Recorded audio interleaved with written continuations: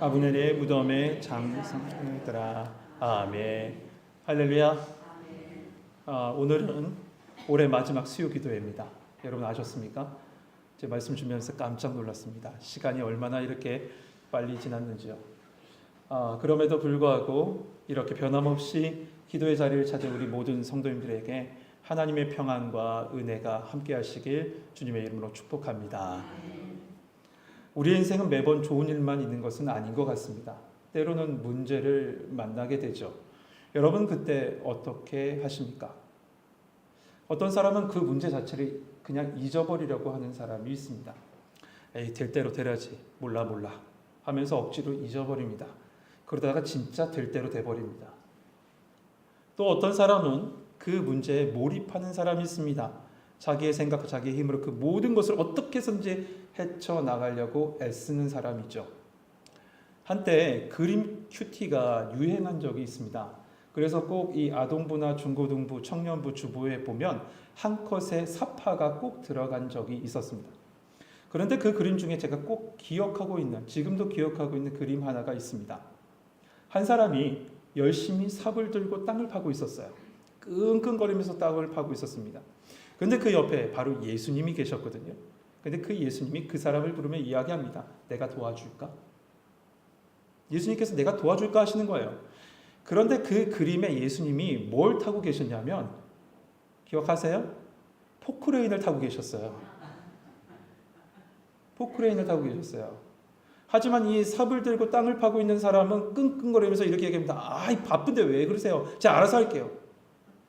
거절하는 그림이었어요. 수년이 지난 지금도 그 그림을 잊지 못합니다.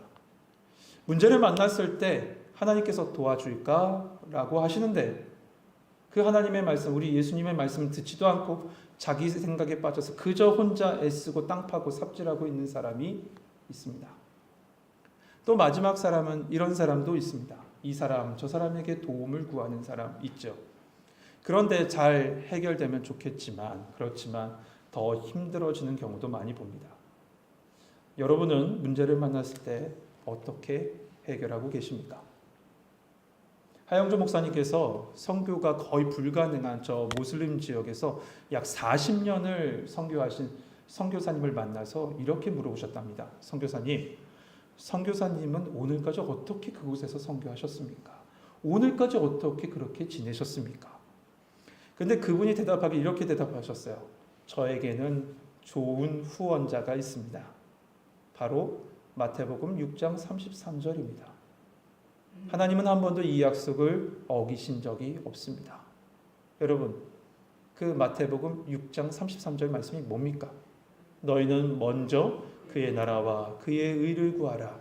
그리하면 이 모든 것을 더하시리라. 선교사님이 이어서 이런 얘기를 합니다.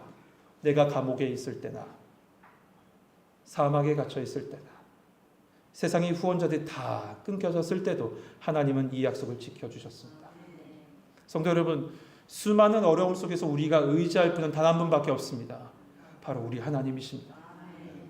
우리 하나님은 공의를 물같이 정의를 마르지 않는 강같이 흐르게 하시는 분이 우리 하나님이십니다. 그런데 오늘 본문에 보니까 그 하나님을 의지하지 않고 사람을 의지하는 사람이 있습니다.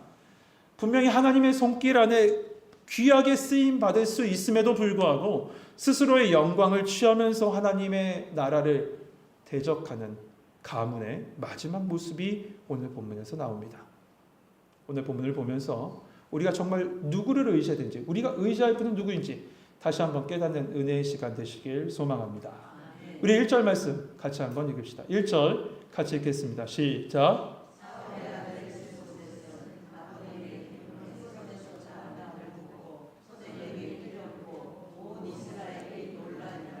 아멘.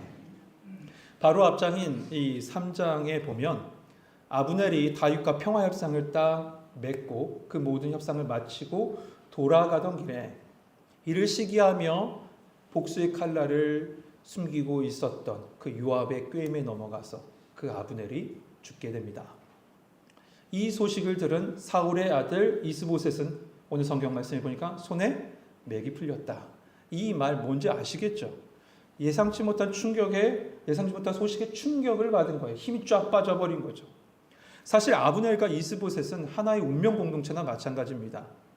아브넬이 북쪽에 있는 10지파를 귀합해서 하나의 나라를 세웠고 그 나라의 왕으로 이스보셋을 올린 거 아닙니까? 그러니 둘의 관계는 불가분의 관계였죠. 때론 그 아브넬의 선을 넘는 행보 때문에 이스보셋이 강대강 힘으로 한번 붙어보려고 했는데 곧 그 힘에 눌리고 말았습니다. 3장 11절에 보니까 이스보셋이 아브넬을 두려워하여 감히 한마디도 대답하지 못했다. 완전히 힘에 눌려버린 겁니다. 그럼에도 불구하고 이스보셋에게 있어서 아브넬의 힘은 필요했습니다. 그런데 그가 죽었다고 하니 이 이스보셋이 맥이 풀려버린 거예요. 그리고 그 이스보셋이 다스리고 있는 북쪽 이스라엘도 마찬가지였던 것이죠. 이 이스보셋이 맥이 풀린 이유는 단 하나예요. 그것은 앞서 서두에서 말씀드린 대로 그는 하나님을 의지하지 않고 오로지 그 사람을 의지했기 때문에 그렇습니다. 북쪽 이스라엘에게 있어서 이 아브넬이란 존재는요, 실력자요 권력자 자체였고 그 중심으로, 그 아브넬 중심으로 돌아간다고 해도 과언이 아니었는데 그가 죽었으니 이제 자신들의 앞날은 불투명하게 된 겁니다. 성도 여러분, 우리는 연약하기 때문에 누군가 혹은 무언가를 의지하는 본성이 있습니다. 무언가를 의지하거나 누군가를 의지하게 돼 있어요. 그래서 자신보다 강하다고 생각하는 사람을 의지하기 마련입니다. 그것이 이스보셋에게 있어서는 아브넬이었습니다.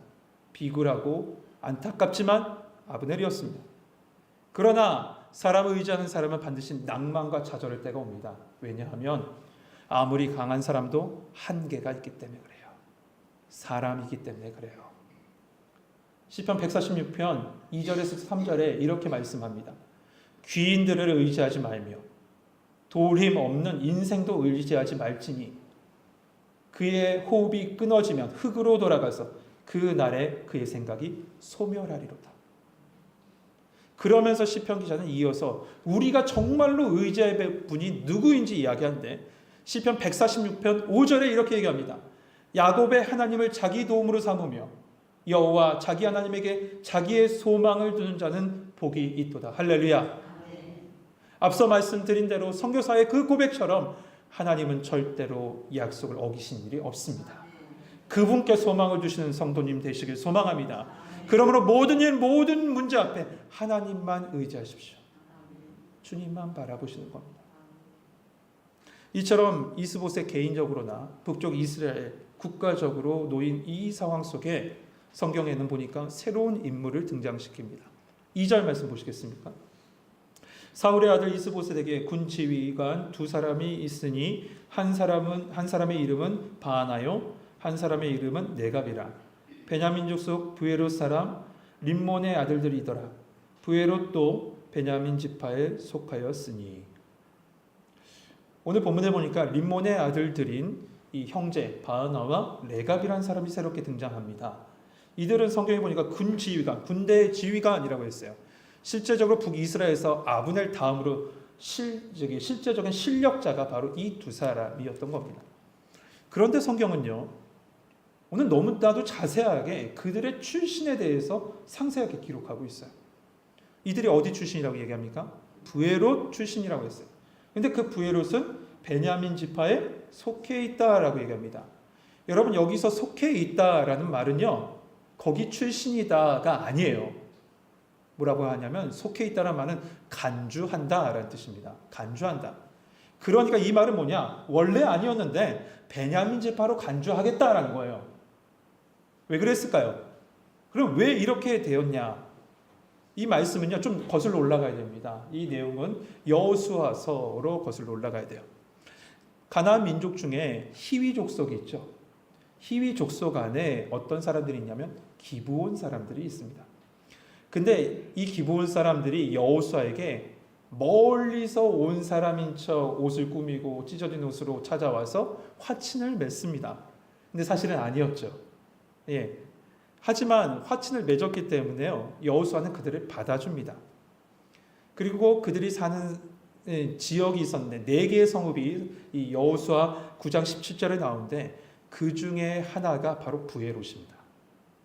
브에롯이에요. 그러니까 이 바하나와 레갑은 이스라엘 12지파에 속한 사람들이 아니라 베냐민 지파로 편입된 외국인이었던 거예요. 뭐 요즘 얘기하면 대한 외국인 뭐 이렇게 얘기하잖아요. 그것처럼 이스라엘 지파로 베냐민 지파로 특별히 편입된 외국인이었습니다. 그런데 사울 왕 때 한 사건이 벌어집니다. 그 사건이 3절이에요. 3절 보시죠. 일찍이 브에롯 사람들이 깃다임으로 도망하여 오늘까지 거기에 우거함이더라. 오늘 본문에 그들이 그쪽으로 깃다임으로 도망해서 오늘까지 우거했다는 그 이유는 정확하게 밝혀지지 않습니다. 여기에 보면요, 본문에. 그러나 전체적인 내용, 학자들의 기록에 의하면 이래요. 사울 왕이 사무엘상 21장에 보면 높당에 있는 제사장들과 모든 사람들을 몰살시킵니다. 왜 몰살시켰죠? 다윗을 숨겼다는 이유로. 그런데 그때 그 바로 옆 동네가 부에롯이었대요. 근데 이 부에롯에 살던 이들 또한 이 사울의 생각은 이거였던 거죠. 정통 베냐민 지파를 지켜야 된다. 그렇기 때문에 편입된 그들 안 된다. 그런 명목하에 학살하려고 했는데 그들이 도망간 거예요. 그래서 이들이 3절 말씀처럼 블레셋에 속한 깃다임으로 도망간 거죠. 그런데 이 부에롯 출신의 바하나와 레갑이 이 아브넬에게 발탁돼서 군대 사령관까지, 지휘관까지, 높은 자리까지 올라간 겁니다. 그러니 그들의 마음속에 사울에 대한 생각은 어떤 생각을 품고 있을까요? 민족에 대한 원한을 품고 있죠. 원한이 있었던 거예요. 항상 원한을 지니고 살다가 때만 기다리고 있었던 상황이었습니다. 그 원한을 지금 사울의 아들인 이스보셋에게 되갚아 주려고 합니다. 5절, 6절 한번 볼까요? 5절은 제가 읽고 6절은 여러분이 읽겠습니다. 브에롯 사람 림몬의 아들 레갑과 바하나가 길을 떠나 볕이 쬐을 때 즈음에 이스보셋의 집에 이르니 마침 그가 침상에서 낮잠을 자는지라.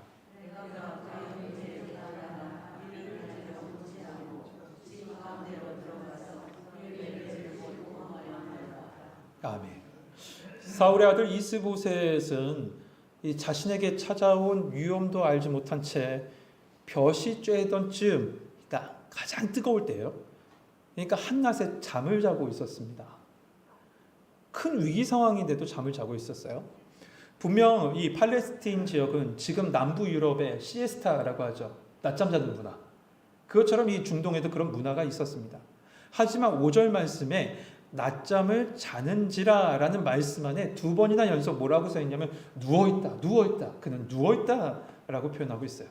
이 말은 뭐냐면 이스보셋은 깨어있지 못하고 우둔함으로 누워있는 사람이다라는 거예요. 우둔함으로 누워있는 사람이다. 성도 여러분, 베드로전서 5장 말씀 우리가 잘 아는 말씀이 있죠. 대적 마귀는 우둔 사자처럼 두루다니며 삼킬 자를 찾는다라고 얘기했어요. 그래서 말씀에 뭐라고 얘기합니까? 앞에 근신하라, 깨어라 합니다. 맞습니다, 여러분. 근신해야 합니다. 깨어 있어야 됩니다. 어떻게 해요? 기도로 근신해야 되고 기도로 깨어 있어야 돼요. 오늘 이스보셋은 깨어 있지 못한 거예요. 여러분, 세상은 언제 어디서 어떻게 우리에게 공격해 올지 모릅니다. 이 영적인 싸움 가운데 기도로 깨어 있고 기도로 근신하는 우리 성도님 되시길 소망합니다. 하지만 깨어있지 못한 이스보셋은 결국 이 바하나와 레갑에 의해서 죽임을 당하게 돼요. 그리고 이 바하나와 레갑은 그 이스보셋의 머리를 가지고 누구에게로 쫓아가는가? 맞습니다. 다윗에게로 쫓아가요. 그런데 이 모습을 보고 다윗이 반겼을까요? 야, 잘했다. 저 눈에 가시 같은 놈 잘 없애줬어. 잘했다 라고 했을까요? 아닙니다. 다윗이 뭐라고 했을까요? 9절에서부터 11절 보시죠. 제가 읽을게요. 다윗이 브에롯 사람 림몬의 아들 레갑과 그의 형제 바하나에게 대답하여 그들에게 이르되 내 생명을 여러 환난 가운데서 건지신 여호와께서 살아계심을 두고 맹세하노니 전에 사람이 내게 알리기를 보라 사울이 죽었다 하며 그가 좋은 소식을 전하는 줄로 생각하였어도 내가 그를 잡아 시글락에서 죽여서 그것을 그 소식을 전함을 가품으로 삼았거늘. 11절 같이 읽겠습니다. 시작.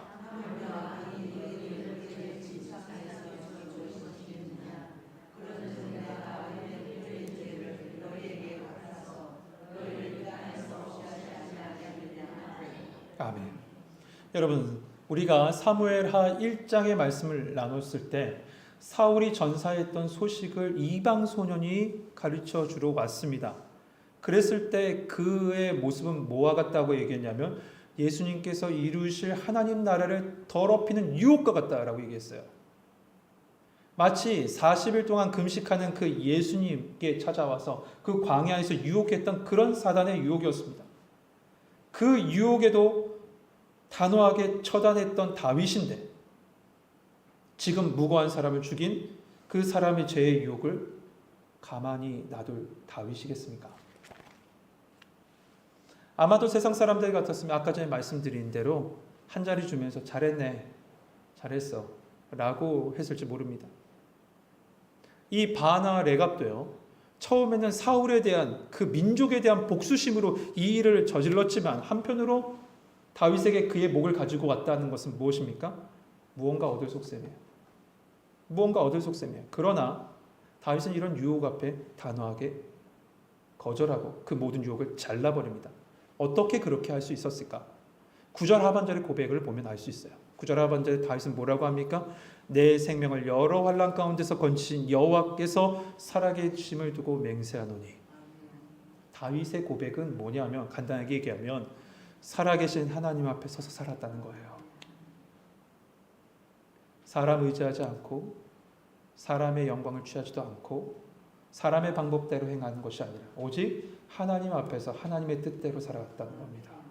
그리고 자신을 통해서 이루어질 그 예수 그리스도의 나라, 하나님 나라를 생각하며 살아갔다는 거예요. 사람의 어떤 것에 의지하지 않았다는 것이죠. 성도 여러분, 사단은 끊임없이 교회를 그리고 거룩한 성령님의 임재요, 그리고 또한 성전된 우리 성도들을 세상의 방법 가운데로 유혹합니다. 세상의 방법으로 살라고 이야기합니다. 그것은 여러분을 통해서 이루실 하나님 나라를 더럽히는 일이고 여러분을 통해서 세워가실 하나님 나라를 무너지게 하는 행위입니다. 소망하는 바는 우리 성도님들의 삶과 시선이 오직 하나님 앞에 서서 하나님을 바라보고 하나님의 인도하심 속에 살아가는 성도님 되시길 소망합니다. 세상의 방법 무너집니다. 잠시 빠르게 이루어지는 것처럼 보이지만 그 모든 걸 이루어지지 않습니다. 여러분, 하나님 나라를 오용할 뿐이에요. 오직 하나님의 말씀 보고 그 말씀의 인도하심 따라 살아가는 성도님들 되시길 소망합니다. 결국 바나와 레갑은 수족이 잘리는 참혹한 죽음을 당하죠. 성도 여러분, 4장 전체를 우리가 다 읽었는데요. 4장 전체를 요약하면 이렇습니다. 사울 왕가의 몰락과 어둠의 권세의 심판을 다루고 있다. 이렇게 간단하게 요약할 수 있어요. 특히 이스보셋을 향한 이 4장 전체 보면 이스보셋을 향해서 뭐라고 4장 전체에서 뭐라고 하냐면 사울의 아들이라고 반복합니다. 그냥 이스보셋이라고 얘기하지 않고 사울의 아들 이스보셋, 사울의 아들 이스보셋, 끊임없이 똑같은 얘기를 반복해요. 이 말은 왜 이렇게 언급했냐면 3장 1절 말씀을 이루시기 위해서요. 3장 1절 말씀 뭐였죠? 기억하십니까? 다윗의 집은 점점 강해지고 사울의 집은 점점 약해졌다는 그 하나님의 말씀을 이루시기 위함이었어요. 그런데 여러분, 4장 전체와 전혀 어울리지 않는 한 절이 나와 있습니다. 제가 넘어갔어요. 그 한 절이 어디일까요? 찾아보세요. 맞히신 분에게 제가 커피 몇 절일까요? 맞습니다. 4절이에요. 너무 많아서 커피 안 쏘겠습니다. 우리 4절 한번 같이 한번 읽어보죠. 4절 같이 읽겠습니다. 시작.